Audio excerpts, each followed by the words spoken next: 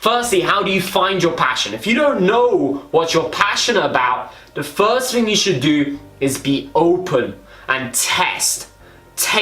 That's the best piece of guidance I could possibly give you, having worked with people of all professions, all races, all nationalities, what seems like all around the world.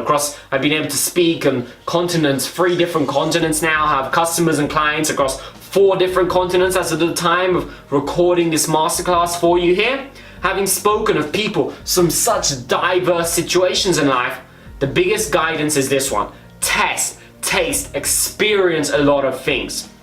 Every time you test something new, you put yourself in a new situation you haven't been in, you learn something new, you go and experience something new, you go and meet new people. Every time you do that, mathematically, your odds of finding the things that you're really passionate about go up dramatically. Mathematically, you skew your chances of finding your passion for success. Which means if you're just doing one thing over and over and you don't love it, but you're just doing it over and over and not really testing and tasting different things, you're killing your ability to find something which will really deeply fulfill you and something you can master.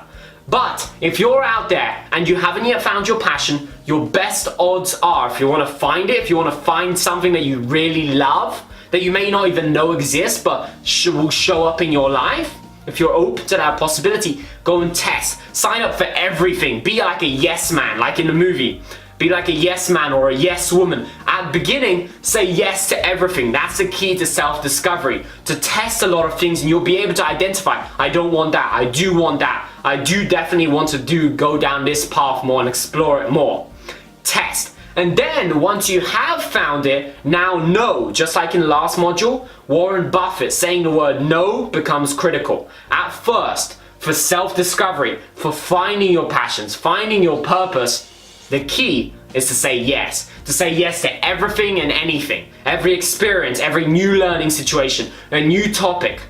You say yes. Once you've found it, now you're narrowing down, you're shutting off options to be focused. That's a key distinction there.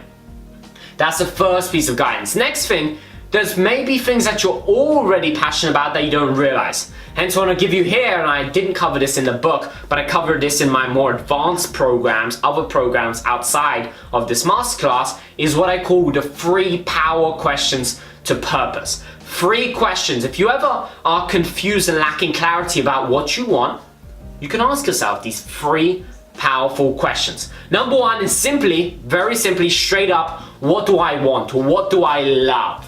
What do I love to do? What are things I'm passionate about? And start to journal on that. Really think deep, go deeper and write down everything you can get, journal on it. The second one is, what do I hate?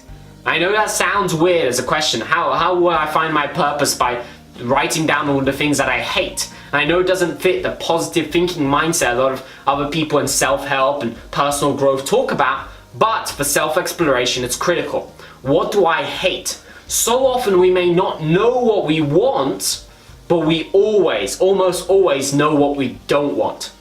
Because that's in the past. We've experienced things that we don't want. It tends to be a deeper, heavier emotion when we experience things we hate.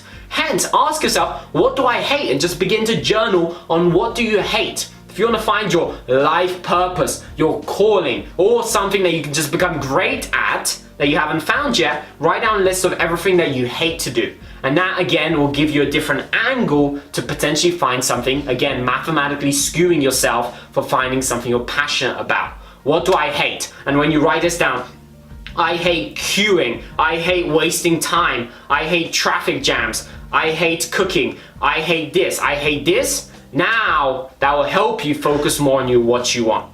Now the third question, third power question for purpose is this one. What have I enjoyed in the past?